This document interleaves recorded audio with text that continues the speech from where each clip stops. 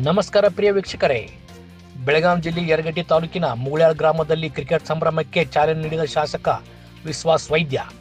ಹೌದು, ಶನಿವಾರ ಮುಗುಳ್ಯಾಳ ಗ್ರಾಮದಲ್ಲಿ ಸನ್ಮಾನ್ಯ ಮುಖ್ಯಮಂತ್ರಿಗಳಾದ ಶ್ರೀ ಸಿದ್ದರಾಮಯ್ಯ ಅಭಿಮಾನಿ ಬಳಗ ಮುಗುಳ್ಯಾಳ ಹಾಗೂ ಮುಗುಳ್ಯಾಳ ಕ್ರಿಕೆಟ್ ಟೀಮ್ ಆಯೋಜಿಸಲಾದ MPL ಸೀಸನ್ 4 2026 ಕ್ರಿಕೆಟ್ ಪಂದ್ಯಾವಳಿಯನ್ನು ಶಾಸಕ ವಿಶ್ವಾಸ್ ವೈದ್ಯರವರು ಉದ್ಘಾಟಿಸಿ ಮಾತನಾಡಿದರು. ಗ್ರಾಮೀಣ ಭಾಗದ ಕ್ರೀಡಾಪಟುಗಳಲ್ಲಿ ಅದ್ಭುತ ಪ್ರತಿಭೆ ಅಡಗಿದೆ. ಇಂಥ ಕ್ರೀಡಾಕೂಟಗಳು ಯುವ ಜನತೆಗೆ ತಮ್ಮ ಕ್ರೀಡಾ ಕೌಶಲ್ಯ ಪ್ರದರ್ಶಿಸಲು ಉತ್ತಮ ವೇದಿಕೆಯಾಗುತ್ತದೆ. ಸೋಲು ಗೆಲುವಿಗಿಂತ ಕ್ರೀಡಾ ಮನೋಭಾವ ಮುಖ್ಯ. ಈ ಟೂರ್ನಮೆಂಟ್ನಲ್ಲಿ ಭಾಗವಹಿಸುತ್ತಿರುವ ಎಲ್ಲ ತಂಡಗಳಿಗೆ ಹಾಗೂ ಸಂಘಟಕರಿಗೆ ನನ್ನ ಹೃತ್ಪೂರ್ವಕ ಶುಭ ಹಾರೈಸಿದರು.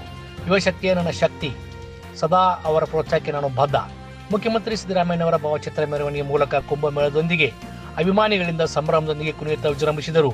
ಈ ಸಂದರ್ಭದಲ್ಲಿ ಪ್ರಕಾಶ್ ವಾಲಿ, ಬೇಮೂಲ್ ನಿರ್ದೇಶಕರಾದ ಶಂಕರ್ ಇಟ್ನಾಳ್, APMC ಅಧ್ಯಕ್ಷರಾದ ನೀಲಕಂಠ್ ಚಿದ್ಬಸ್ನವರ್, ಬಸು ಸತ್ತೂರಿ, ಸೌದತ್ತಿ APMC ಅಧ್ಯಕ್ಷ ಚಂದ್ರು ಚಂಬ್ರಿ, RK ಪಟಾತ್, ರಾಮಣ್ಣ ದಳವಾಯಿ, ದುರ್ಗಪ್ಪ ದಳವಾಯಿ, ಗ್ರಾಮ ಪಂಚಾಯತಿ ಅಧ್ಯಕ್ಷ ಲಕ್ಕಪ್ಪ ಸನ್ನಿಂಗ್ನವರ್, ವಿಠಲ್ ದಳವಾಯಿ, ಹನುಮತ್ ದಳವಾಯಿ, ಗ್ರಾಮ ಪಂಚಾಯತಿ ಅಧ್ಯಕ್ಷರಾದ ರುಕ್ಮವ್ವ ಕೊಪ್ಪತ್, ಪದ್ಮಾವತಿ ಮುರುಗಟ್ಟಿ, ಸದಸ್ಯರಾದ ಯಲ್ಲಪ್ಪ ನರಿ, ಪಡಪ್ಪ ಗನರಿ, ಕೃಷ್ಣ ಮುರುಗೋಡ್ ಹಾಗೂ ಮತ್ತಿತರರು ಸಿದ್ದರಾಮಯ್ಯ ಅಭಿಮಾನಿ ಬಳಗದವರು ಉಪಸ್ಥಿತರಿದ್ದರು.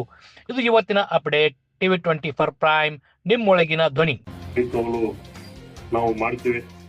ಇವತ್ತು ಯಾವುದೇ ಜಾತಿ ಭೇದ ಅಂತ ನೋಡದೆ ನನಗೆ ಇಷ್ಟೊಂದು ಆಶೀರ್ವಾದವನ್ನ, ಪ್ರೀತಿಯನ್ನ ತಾವು ತೋರಿಸ್ತಾ ಇದ್ದೀರಿ. ಇದರ ಪ್ರಯುಕ್ತ ಹಗಲಿಗಳು ಶ್ರಮಿಸಿ ನಿಮ್ಮ ಸೇವೆಯನ್ನ ಪ್ರಾಂಜಲ ಮನಸ್ಸಿನಿಂದ ಮಾಡುವಂತ ಪ್ರಯತ್ನ ಕೂಡ ನಾವು ಮಾಡ್ತೀವಿ.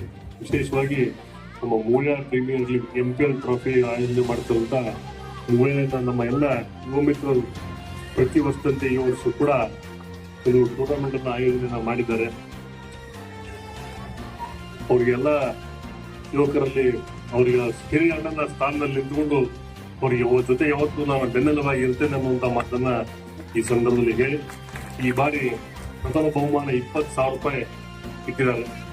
ಮುಂದಿನ ಬಾರಿ ಮೊದಲೇ ಬಹುಮಾನ 50,000 ರೂಪಾಯಿ ಇಟ್ಟರೆ ಅದೆಲ್ಲ ಬಹುಮಾನವನ್ನ ಕೊಡುವಂತ ವ್ಯವಸ್ಥೆನ ನಾನು ಮಾಡ್ತೇನೆ ಅನ್ನುವಂತ ಮಾತನ್ನ ಈ ಸಂದರ್ಭದಲ್ಲಿ ಹೇಳ್ತಾ, ಈ ಮುಂದಿನ ಅಷ್ಟೇ ಅಲ್ಲ, ಪ್ರತಿ ವರ್ಷ ಇದನ್ನ ನಾನು ನನ್ನ ಜವಾಬ್ದಾರಿ ನಾವು ಮಾಡ್ತೇನೆ ಅನ್ನುವಂತ ಮಾತನ್ನು ಕೂಡ ಈ ಸಂದರ್ಭದಲ್ಲಿ ಹೇಳಿ ಬಯಸ್ತೇನೆ.